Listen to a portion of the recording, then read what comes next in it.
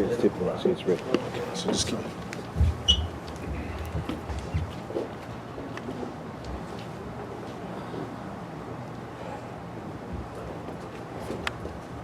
Assalamu alaikum wa rahmatullahi wa barakatuh. I'd like to introduce you our brother Abu Shahada, who always make da'wah everywhere I see.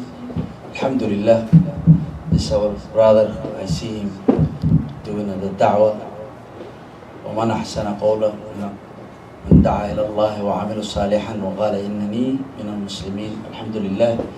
I'd like to introduce you, and he will share with you some of the experience for the da'wah. Welcome, Abu Shahada.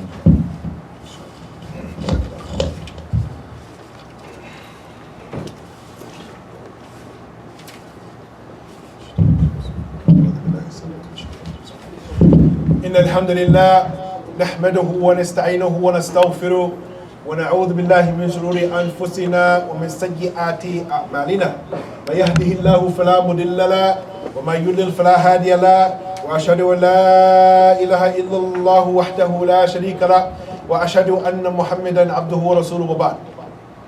يا إخوتي في الله يا أخواتي في الله, thank you so much for coming out today. And I wanted to extend my thanks and my gratitude to the organization 114, as well as our teacher, Sheikh Ali, for allowing somebody else to share a little bit more of the piece of the puzzle of da'wah. And mashallah ta'ala, the sheikhs in front of us, we don't want to praise him, but not that many people share the football in the city of da'wah. Usually everybody wants to be Kobe Bryant and they want to take the last shot and not pass the football, not pass the basketball. So inshallah ta'ala, we want to talk a little bit about the issue of tarbiyah, cultivation in terms of the da'wah ilallah subhanahu wa ta'ala. And we look at this situation, ya ikhwan, the issue of mas'uliyah, al-qawaid al-mas'uliyah, the responsibility of giving da'wah is extremely important. Some of the scholars have even said that it's not permissible to live in the land of the non-Muslims unless either you do the da'wah, unless either you support the da'wah, or at least you're learning how so you can do the da'wah in the future. It's extremely important. There's other conditions in that, but inshallah ta'ala, we're here because I think all of us want to learn how to do some da'wah. Is that correct? Yes or no? So the Sheikh, inshallah ta'ala, I think in his workshop, he's going to teach you a little bit how to do the da'wah. I'm going to talk a little bit about the responsibility of the da'wah and how to make the da'wah last generation after generation, qarnin ba'da qarnin. After years of experience, and I'm basing a lot of my work on some principles, some qawaid, some dawabit, some usul, some hadith, some ayat, some statements of the scholars. And it's very important because we want to get a well-rounded understanding of what we're calling to. Okay? So inshallah ta'ala, what we have inshallah ta'ala is a few statements of some of the scholars. And due to the lack of time, we won't be able to go through everything, but maybe in the future we can go through it in a little bit more depth. So inshallah ta'ala, in terms of responsibility, ya ikhwan, this principle, we find that there was a great scholar by the name of Hassan al-Basri. Anybody heard of him before besides the Sheikh? Hassan al-Basri, one of the great aesthetics, one of the great scholars of Islam, and he was mutazahid. He was a person who didn't want the dunya much, but he was a great scholar, an alim rabbani.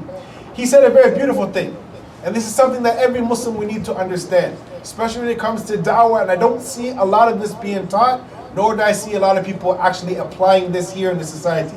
He said, himmatu ulama al-ri'ayatun wa himmatu sufaha al-riwayatun. He said that the endeavor of the scholar is to cultivate and to shepherd them, whereas the endeavor of the foolish one is just to narrate lots of narrations. And I can remember, ya ikhwan, I went to one khutbah before where I had a week off, and I went, and the brother who gave the khutbah, mashallah, the khutbah had lots of information. Lots. He gave more than 50 ayah, Sheikh. 50 ayah in Yawmul Jummah, and we're scratching our head. What is he teaching us? Qala Allah, qala Allah, qala Allah, qala Allah, qala Allah, qala Allah, qala Allah. The whole khutbah was like that. At the end, nobody knew what he was talking about. It wasn't organized so it can be given to the people in a way that they can accept it. And what the people of psychology say, that this is what they call knowledge vomit. You take a whole bunch of information and you just dump it on somebody's head. That's not the way we learn. That's not an effective way of learning. So inshallah ta'ala, I want to basically break this down to the brothers and sisters, that Imam al-Bukhari, he has a chapter in his Sahih where he says, Bab min khassa bil ilm قوم دون قوم كراهية أن لا يفهموا. He said that Imam Bukhari in this chapter, selecting some people to impart some knowledge for fearing that others they won't understand it. It's extremely important, ya ikhwan. Some years ago there was a masjid in this area where they wanted to do a big dawah course with one of the most famous da'is that North America has ever seen.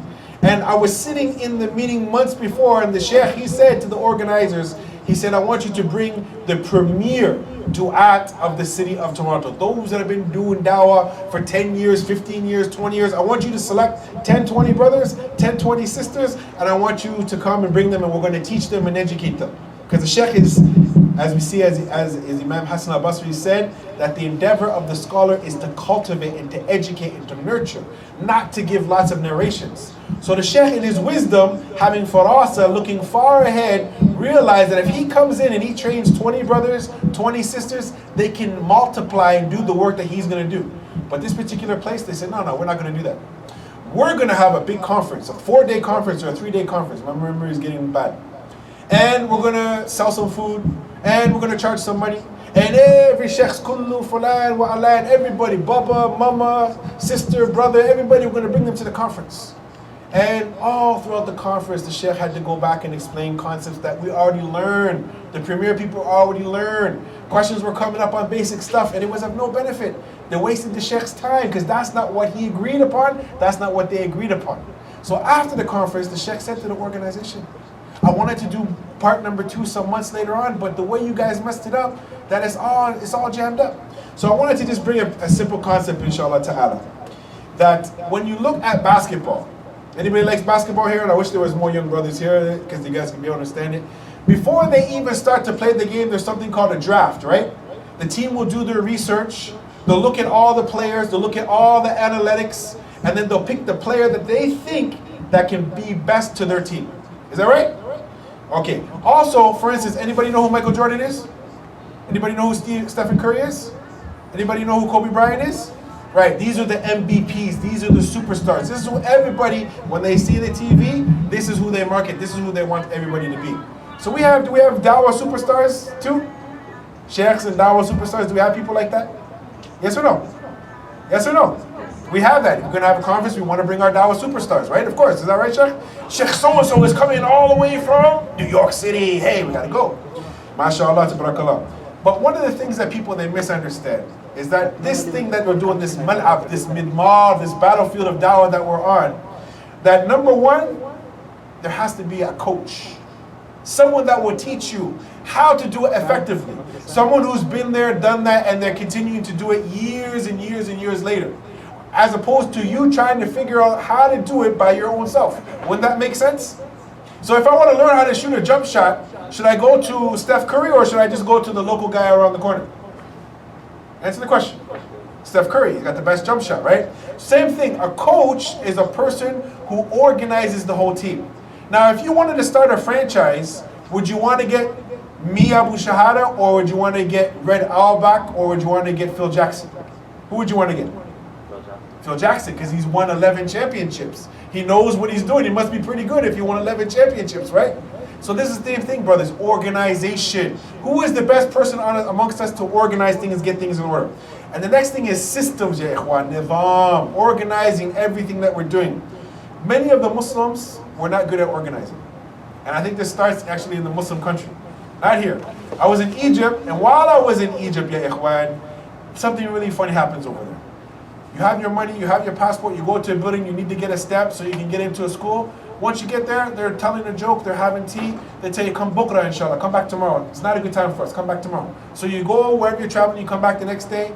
The guy is just about to eat his lunch, he'll tell you again, bukra, come back. You go back and forth a few times.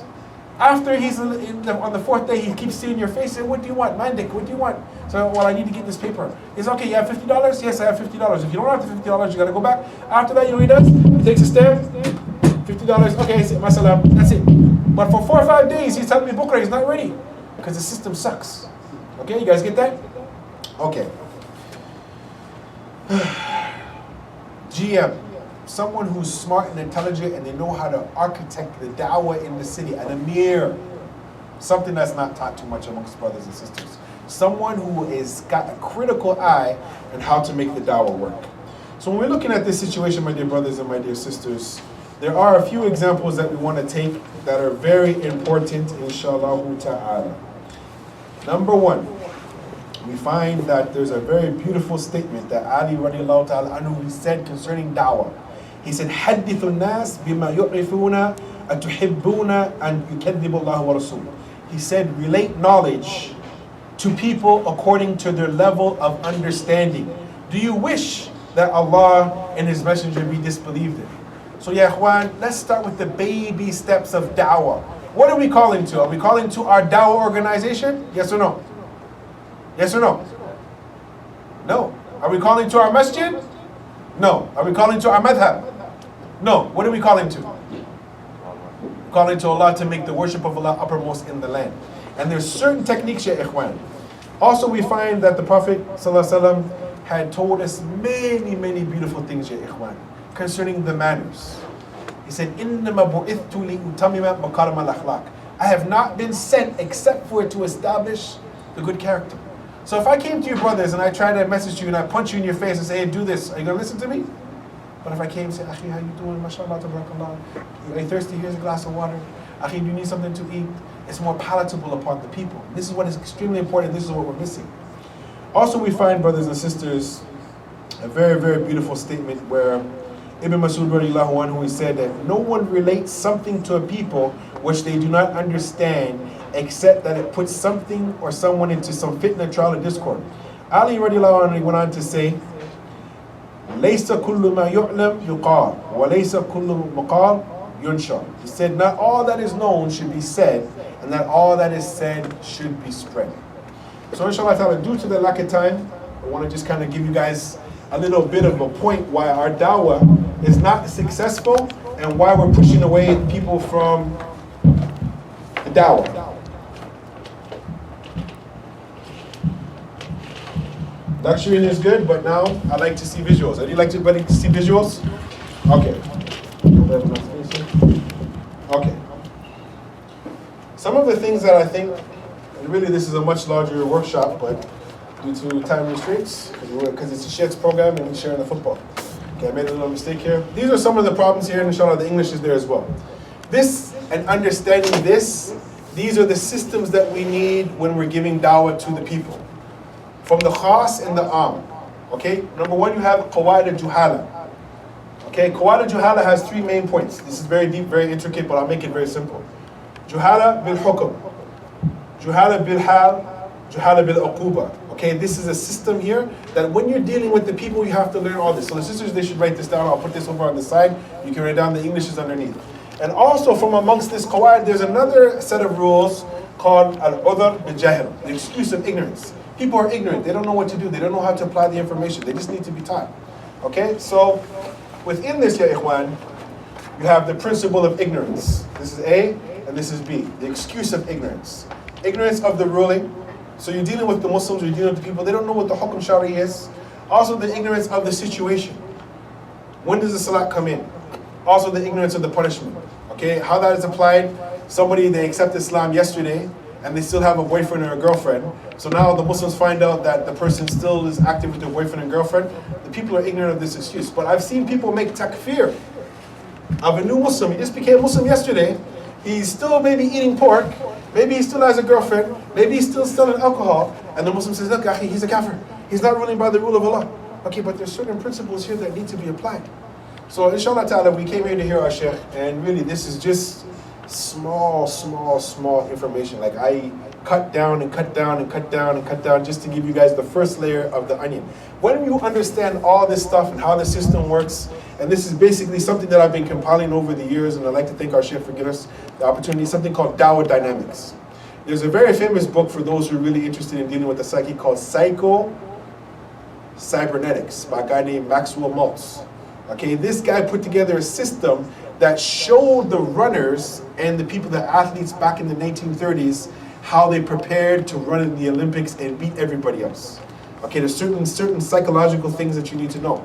Like when the man came in the masjid of the Prophet ﷺ, a man came, he went in the corner and he urinated in the masjid.